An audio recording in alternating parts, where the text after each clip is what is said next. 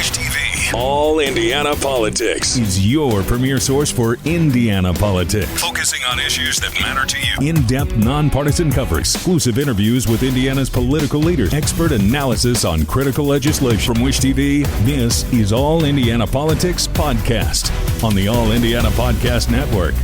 Your day moves fast. Your news should too. That's why there's a new and improved Wish TV app, bringing you more local news, breaking alerts, live streaming, weather forecasts, radar, and Indiana sports, all in one place. Customize your news feed to see the stories that matter most to you and get the information you need when you need it. Download the new and improved Wish TV app today on iOS or Android and take News 8 with you everywhere. And welcome to another episode of All Indiana Politics Conversations. I'm Garrett Bergquist, the producer of All Indiana Politics, and today we have a very special guest, Governor Mike Braun. Governor, thank you for coming in today. Good to be with you.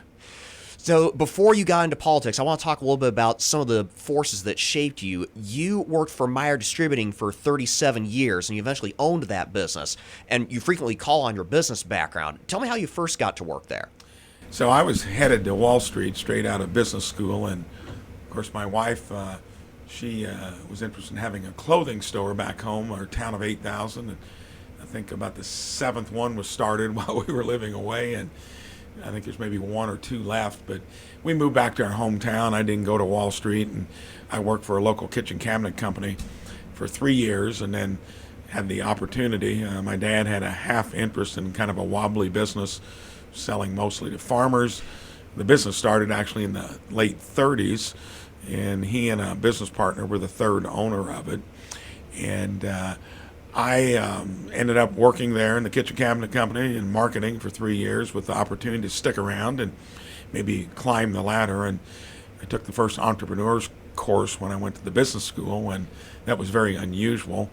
It's now the most popular route when you do go to business school, is kind of setting the stage not to go to management consulting, Wall Street, or captain of industry. It's maybe to have your own business someday. Back then it was very rare.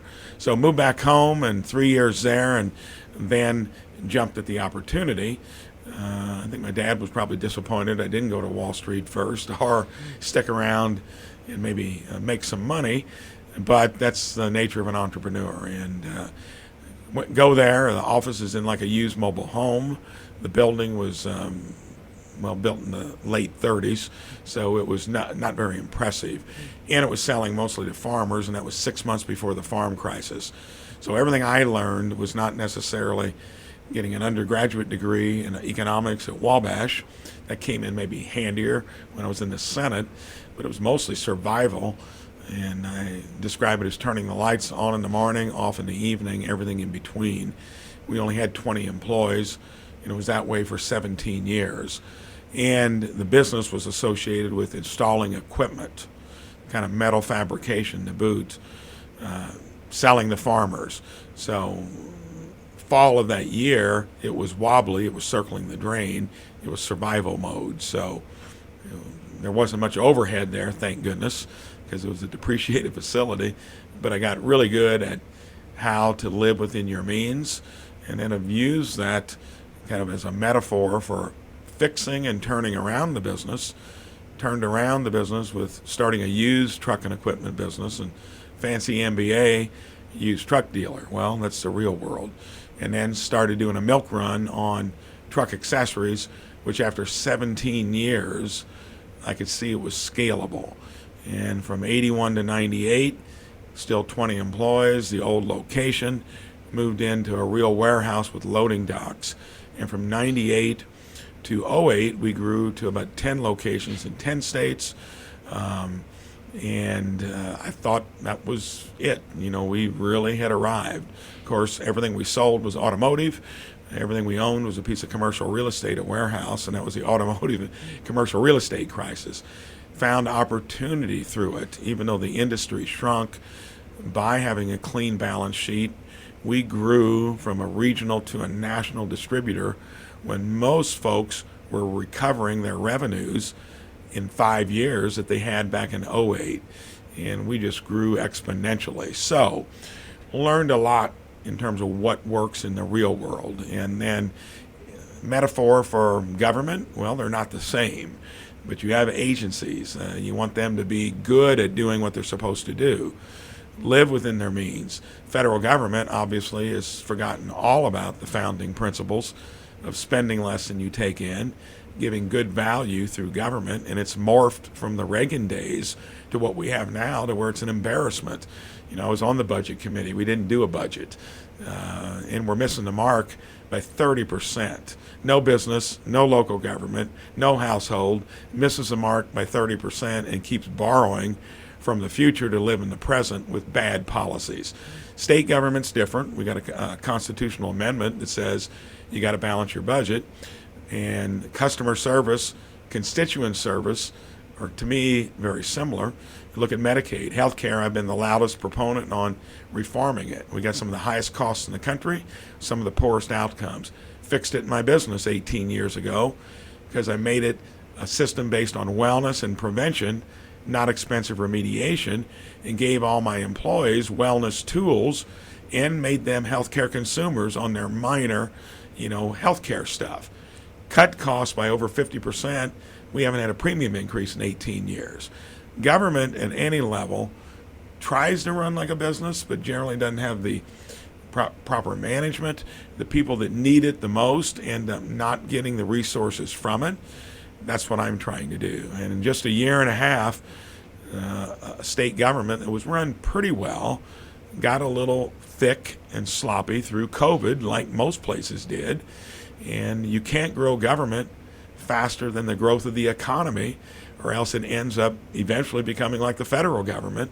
And in a year and a half, we've dropped from a 4.4% unemployment level to a 3.3.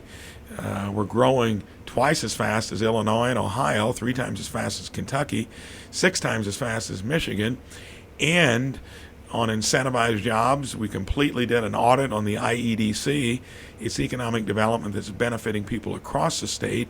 We're spending 1/3 the amount on an incentivized job, and we've increased the base wage from $36 to $45. I wish that was more out there. Maybe it'll take a podcast to get some of that information there. So running government so it helps those that need it the most, tackle tough issues like health care. No governor has touched that with a 10-foot pole. It's migrating towards a one-payer system at the federal level. I think we'd regret it if that occurs. But big issues, and we've had a lot of them: property taxes, now utility rates. Affordability is real. Democrats created the affordability issue through the inflation from the Biden administration. Now want to pose as a party of affordability. That doesn't square with me. I'm trying to run our state government to where it is affordable and it runs better for the people that need it the most. From what you described with Meyer Distributing, you kind of touched on two major sectors here in Indiana. You touched on the agricultural economy because you were providing a lot of equipment to farmers, and then also more broadly the automotive sector. What are some things that those two have really taught you about Indiana's economy as a whole? Well, it tells me, like steel and Gary, when you do have an economy that isn't diversified enough, when steel kind of whooshed out of the country, Gary was our second largest city, about 180,000 people. Now it's 60. It's a shell of itself. And we had policies that were promoting that.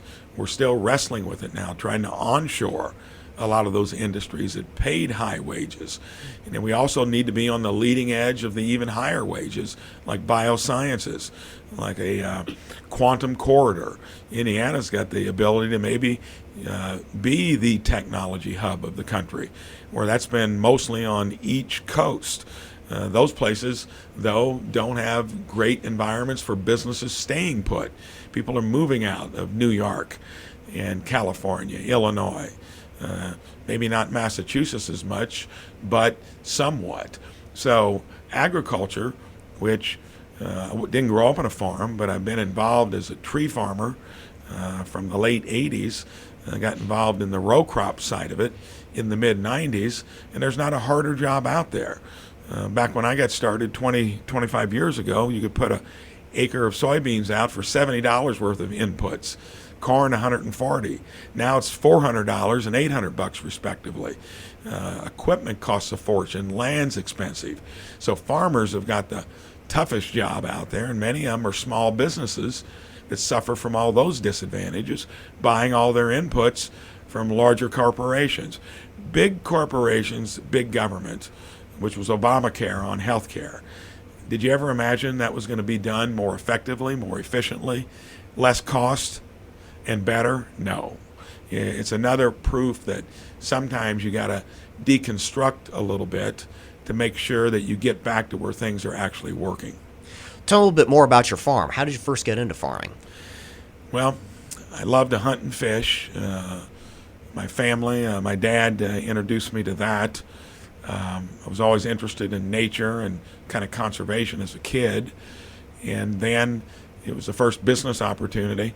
Even though I didn't have much, Maureen and I didn't have much cash. You had to get a co-signature to get into the first ag business, and ran that for 32 years. And my partner's kids and grandkids ended up buying my half of it, and we started it from scratch. And that was a turkey operation that moved from the range into semi-confinement. And then, like I told you, in the mid to late 90s, got involved in row crops because I took a real interest in rural real estate, timber ground, and then farm ground. So I've learned it, kind of as somebody that would want to get into farming as their occupation. For me, though, it wasn't my livelihood, which makes a big difference. For those that would want to get into farming, tree farming, it's actually something you could do as an investment that to me is much better than a stock or bond portfolio. It's got a lot of good aspects to it, but it's a long-term investment. Farming, in terms of running a business, probably farmers are going to have to look at how you diversify the farm to not be so kind of one-dimensional in just soybeans, corn, and wheat. I mean, that's now guaranteeing you to lose a lot of money per acre. And it begs the question of farmers diversifying on their own properties, like with solar fields, which would give them a $1,200 to $1,400 per acre profit annually. Balancing things out, more regenerative farming, farming that doesn't require tons of inputs, where your business partner on the selling side is the Board of Trade or the Mercantile Exchange. Rethinking how you make money off the land. And I was one of just a few that actually on the Senate Ag Committee could speak from experience. Most people on the Ag Committee were probably lawyers that never stepped foot on a farm, but yet that's the difference too between, I think, when you want to get into government, get some practical experience you bring to the job rather than just pivoting into elected or appointed politics. Big believer in term limits at the federal level, and I think the more you probably sign the front side of a paycheck, it would put you in a great place to be a governor of a state, and that doesn't happen very often. I think the last one that did that was Bob Orr back in the 80s, that owned a business and was responsible for the payroll. We've already talked a little bit about affordability in this conversation. That does lead me into kind of the biggest affordability issue right now, that being gas prices as a result of the Iran war. You suspended the state's gas tax, both gas taxes, earlier this year. For our viewers and listeners, the state has two taxes. There's the use tax, then there's also the excise tax. Walk me through that decision-making. How soon after the war began that you first start to consider, maybe I need to do something about this? Number one, we couldn't do anything about it unless we've turned the state government around. And remember, we dealt with that very austere forecast that was faulty, that was based on tariffs. And that was right at the tail end of the session when we wrestled with property taxes. And you could see affordability was the big issue when I ran. And it was average to low income households that owned a home. They felt the property taxes were becoming too burdensome. Then gasoline came along. Of course, I think what we're doing in trying to finally put the Iran issue at bay, it's been going on for decades, and this is the administration that's only backed up negotiations with some real consequences if you don't do it, and we're seeing that play out. But we couldn't have done it if we weren't running the state to where it's actually giving better results to Hoosier taxpayers and the people that benefit from even Medicaid. We ferreted out $400 million of simple stuff, eligibility, people being on Medicaid when they should have been on Medicare, Hoosiers getting Medicaid benefits from more than just our own state. That was maybe $400 million over 2 years. There's an issue of fraud. Many of the people in dispensing Medicaid benefits, you see what happened in Minnesota. I don't think we've got that kind of issue here, but we need to look at every nook and cranny of it. The Attorney General is doing some of that, and I agree with him. We'll keep doing it. That means the resources will be there for the people that need it the most. But on the gas tax reprieve, if we hadn't been running government more efficiently, it would have been then hurting, because those revenues go to roads and bridges. And from the past administration's inflation, steel and concrete's up like 50%. Everything else is up 25%. So you don't get near as much bridge and road improvement because of the inflation in concrete and steel.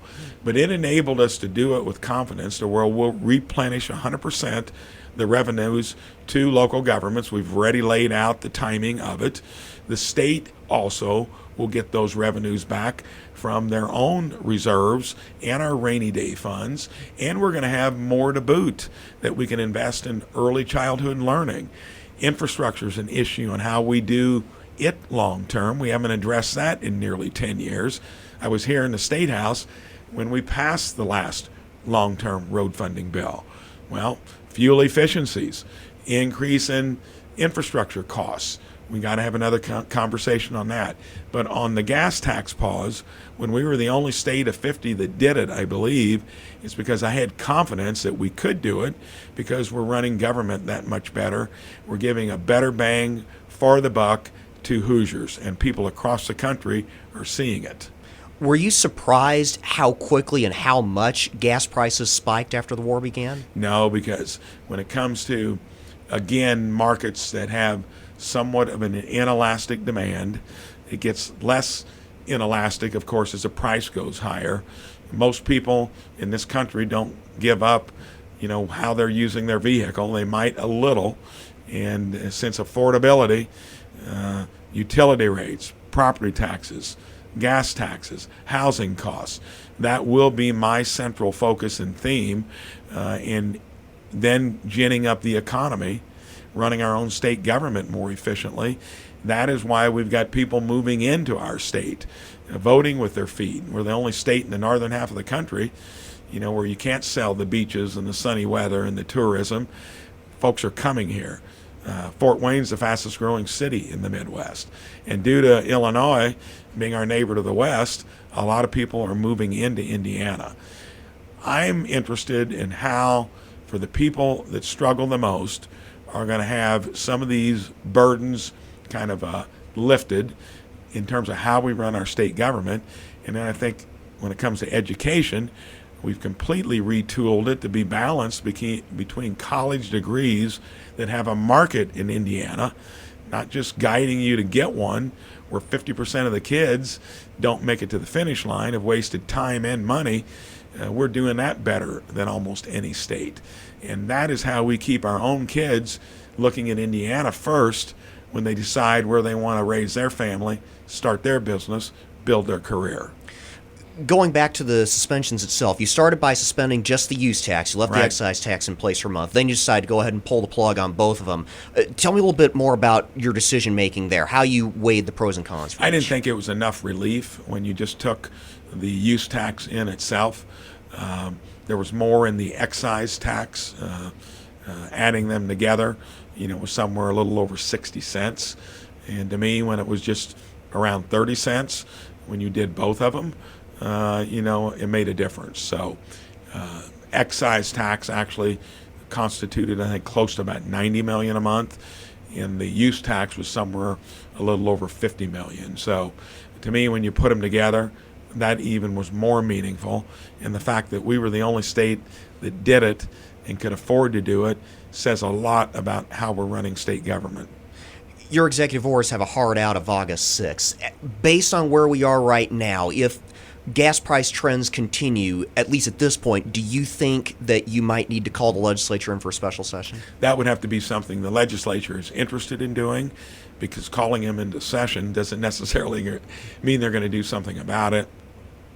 And I think since, regardless of what's happening in the Middle East, I think oil is going to be escorted through the straits.